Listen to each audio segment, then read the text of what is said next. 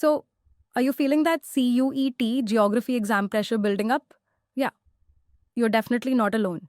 But today we're going to ditch that whole study everything approach. Instead, we're focusing on a much smarter, prioritized strategy to help you absolutely ace this test, even if time isn't on your side. Let's dive right in. Oh, I totally get it. You open that syllabus and it just looks like this massive mountain you have to climb, right? It covers everything from global trade routes to local soil types. That feeling of being overwhelmed is completely real, but trust me, there is a much smarter way to tackle this beast.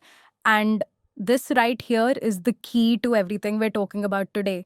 Seriously, this isn't about pulling more all-nighters or chugging more coffee. It's about making every single hour you study actually count. We're going to pinpoint the exact topics that give you the biggest bang for your buck. Okay, so you want to win the game. You've got to understand the rules first. Let's take a minute and decode what the CT exam is really looking for when you give your answers. This is such a huge shift in how you need to think. The exam isn't trying to catch you on some random obscure fact. Nope. It's all about testing your ability to see the bigger picture. Can you understand spatial relationships? How do people and the environment interact? And most importantly, can you apply these big ideas to what's happening in India? Now, take a good look at this because this slide is basically your treasure map. A whopping 60% of the entire exam is focused squarely on India. Global concepts, that's a solid 35%. And environmental issues, just a tiny little 5%. This chart right here is screaming at you where to put your energy. All right, we've got our map. So let's head straight for the gold mine. These are the high priority topics, the ones where the bulk of the questions are hiding. This is where you're going to get the most points for your study time for sure. First up in this is just massive with a staggering weight of up to 30% is just one single topic area population with a sharp focus on India. Just let that sink in for a second. Almost a third of your entire score could come from mastering this one unit. So, what does that mean for you? It means you've got to go deep on these specific subtopics. You need to understand why the population is so dense in the Gangetic Plains. You need to know the difference between a push factor like no jobs and a pull factor like great schools. And here's a little pro tip for you. This unit shows up all the time in those long comprehension passages. So knowing it inside and out pays off big time. Okay. Coming in hot right behind population, we have our second heavy hitter. This one accounts for up to a quarter of the entire paper. It's transport, communication, and trade in India. And this is a perfect example of another key exam pattern. This whole topic is an absolute goldmine for those matching type questions, the ones they love to check. If you know that Kandla port is in Gujarat, or if you can tell that Jharia is a mining town, while Chandigarh is an administrative one. These are quick, easy points just waiting for you if you're prepared. Now, let's just pause for a second because this is a really important disclaimer. This priority list is a super powerful strategy and it's based on analyzing exams from previous years. It's designed to help you prepare smart, especially when you're short on time. And this is a big, but if you do have the time, the absolute gold standard is and always will be to cover the entire syllabus. Okay, so mastering those high priority topics gets you a really good score. But we're not aiming for good, right? We're aiming for great. So to lock in a great score, we need to strategically cover the next levels. It's all about rounding out your knowledge without getting lost in the minor details. So, how do you actually do that without getting totally bogged down? Well, here's the smart way to divide your time. Spend about 30% of your effort on these medium priority topics and just a quick focus 10% on the low priority ones. See, this way you're not leaving any of those easier marks behind. So, your medium priority stuff includes those big ideas in human geography, concepts like determinism, the idea that our environment basically controls society versus possibilism, which is the idea that humans can overcome nature's limits. You'll also want to cover human settlements in India and major global projects like the Trans Siberian Railway. Nailing these will really solidify your final score. And finally, we've got the low priority topics. Honestly, think of these as quick wins. They're like bonus points you can just grab with very little effort. You do not need to spend days here.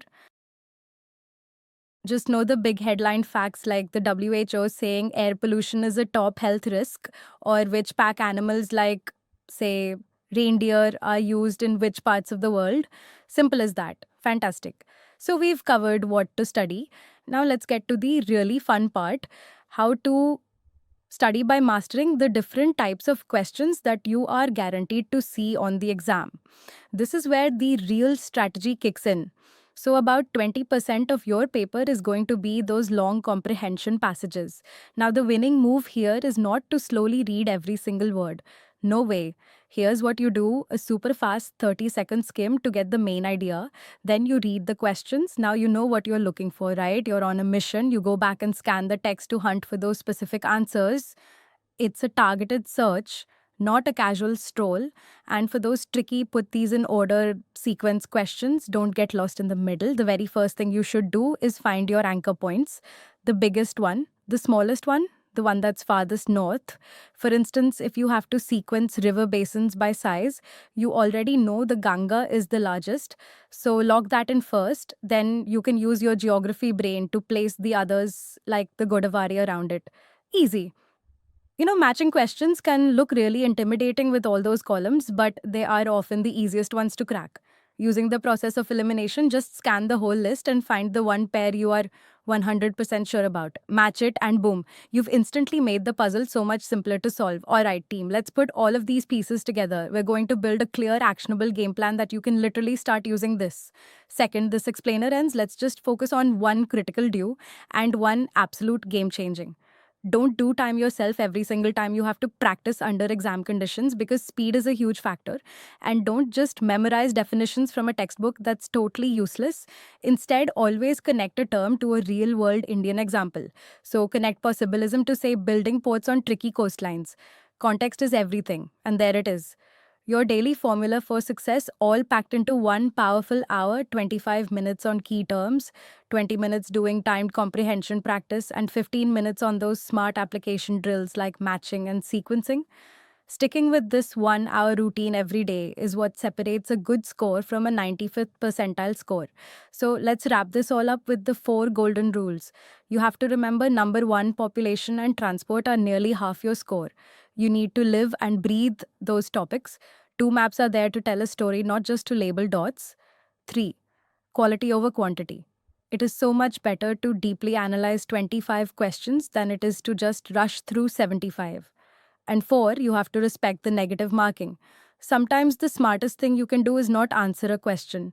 You see, the path to a great score isn't about memorizing an entire encyclopedia, it's about smart thinking, targeted effort, and just plain confident execution. So the only real question left is, are you ready to change your approach and start studying smart? Now, this is something you really need to understand. A tool like Ease to Learn is not a magic wand. It's not here to replace your hard work. Nothing can do that. Instead, think of it as a force multiplier. It takes the effort you're already putting in and makes it smarter, faster, and way more effective. And listen, even if you are going to coaching classes, this is an absolute must have. So, how does it do that? Well, first, you have the Gap Fixer. This is like your own personal AI tutor. It actually diagnoses your specific weaknesses. Are you struggling with inference questions in RC, or maybe a certain type of vocabulary? Gap Fixer pinpoints the exact problem so you can work on it instead of wasting time on stuff you already know. And then you've got Tony, your 24/7 AI buddy. We've all been there, right? It's 2 a.m., you're stuck on a doubt, and there's no one to ask. Well, Tony is there to instantly clear that doubt and explain the concept. It makes learning so much more stress free. You can go to a movie, attend a friend's birthday, and when you're ready to study again, Tony is there waiting for you. And that's not all. There's Pace, which trains you to be both fast and accurate, because one without the other is useless. The exam room gives you incredibly realistic AI simulated mock tests. Plus all the previous year questions, you get detailed reports and analytics to track your progress. And there's the ETL library for extra help. But honestly, your own study material is more than enough. Use the library only if you've got some spare time.